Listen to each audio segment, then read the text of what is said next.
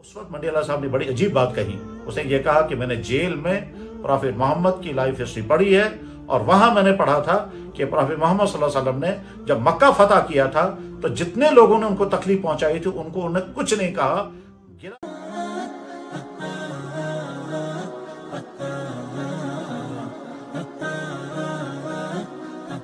कि हमारे नबी, हमारे प्रॉफेट मोहम्मद सल्लल्लाहु अलैहि वसल्लम इतने अच्छे रोल मॉडल थे कि मुसलमान ही नहीं, मुसलमानों से बाहर की कम्युनिटी के बहुत सारे लोगों ने आपका अपना रोल मॉडल माना और रोल मॉडल मान करके उन्होंने कदम बढ़ाया।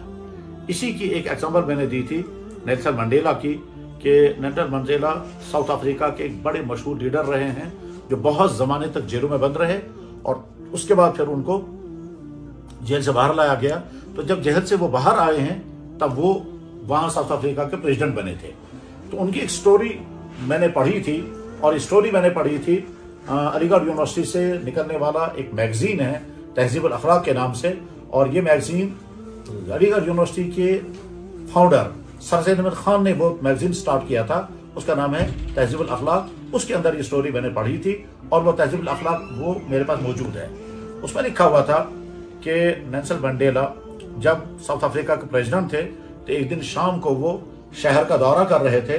दौरा करते करते देर हो गई तो उन्होंने अपने सेक्रेटरी से कहा कि आज शाम को हम प्रेसिडेंट हाउस में खाना नहीं खाएंगे बल्कि हम किसी रेस्टोरेंट में जाकर के डिनर करेंगे। सेक्रेटरी साहब ने कहा होगा बहुत अच्छा।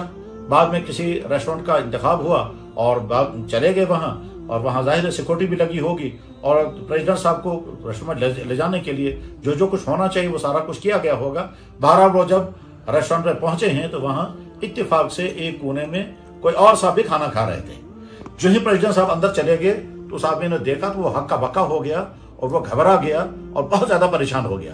बहरहाल अपने टेबलों पर बैठे, ऑर्डर चला गया खाने के लिए।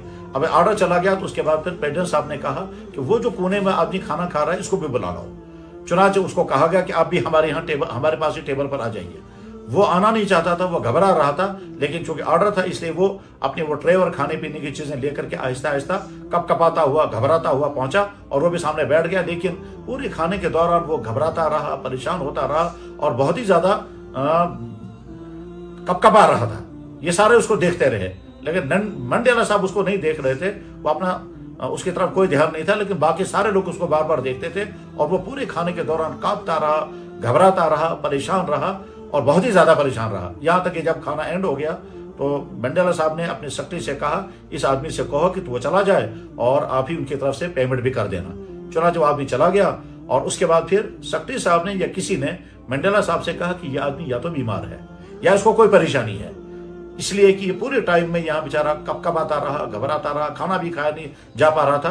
तो मंडेला साहब ने उस वक्त अजीब बात कही कि इसको कोई बीमारी नहीं है, उसको कोई तकलीफ नहीं है, इसकी परेशानी दरअसल एक और है जो आप लोग नहीं जानते, और वो ये है कि जब मैं जेल में बंद था और मुझे वहां जब परेशानियां आती थी, मुझे वहां जब टॉर्चर किया जाता था या वहां इन्वेस्टिगेशन के नाम पर अगर कभी मुझे कोई तकलीफ पहुंचती थी तो इसकी ड्यूटी थी मुझे पानी पिलाए, लेकिन ये पानी पिलाने की बजाय मुझे पेशाब पिलाता था।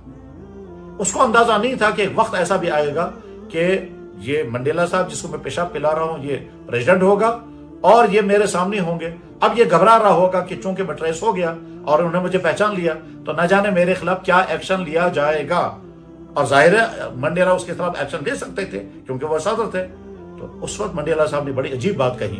उसने ये कहा कि मैंने जेल में प्रॉफेट मोहम्मद की लाइफ हिस्ट्री पढ़ी है और वहां मैंने पढ़ा था कि प्रॉफेट मोहम्मद सल्लल्लाहु अलैहि वसल्लम ने जब मक्का फतह किया था तो जितने लोगों ने उनको तकलीफ पहुंचाई थी उनको उन्होंने कुछ नहीं कहा, गिला भी नहीं किया, कोई सजा नहीं दी, कोई तकलीफ नहीं पहुंचाई। उसी वक्त मैंने भी इरादा किया था कि मैं अपने सताने वालों को, अपने दुख देने वालों को, अपने रन देने वालों को कोई तकलीफ नहीं पहुंचाऊंगा। तुम सब लोग अच्छी तरह से सुनो, मैं उस आदमी के खिलाफ कोई एक्शन लेने वाला नहीं हूं।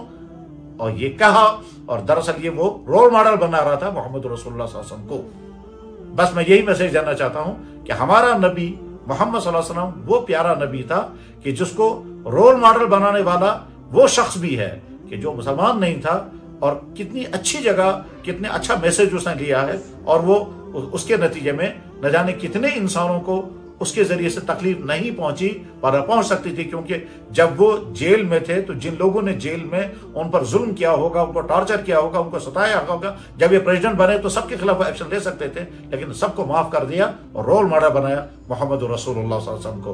बस मैं भी यही मैसेज देना चाहूंगा कि हम सब के लिए रोल मॉडल मोहम्मद रसूलुल्लाह, हम तमाम दुनिया के इंसानों के लिए रहमत बने, हमारी जुबान से, हमारे हाथ से किसी को कोई तकलीफ ना पहुंचे, किसी को कोई दुख ना पहुंचे।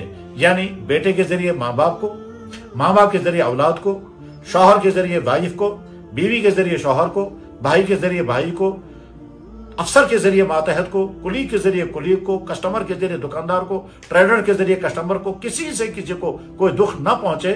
मोहम्मद रसूलुल्लाह सल्लल्लाहु अलैहि वसल्लम रोल मॉडल इसी काम के लिए हैं। आपसे ज्यादा बेहतर इंसान, आपसे ज्यादा अखलाक वाला, आपसे ज्यादा नरम मिजाज वाला कोई नहीं। आपने कभी किसी को गाली नहीं दी, आपने किसी को दुख नहीं पहुंचाया, आपने किसी को सजा नहीं दी, आपने किसी को तकलीफ नहीं पहुंचाई, आपने किसी का कभी मर्डर कभी किसी का नहीं हुआ। तो मोहम्मद सल्लल्लाहु अलैहि वसल्लम बेहतरीन, और अल्लाह भी कहते हैं मोहम्मद बेहतरीन अखलाक वाले हैं, इन्नका लअला खुलुकिन अज़ीम।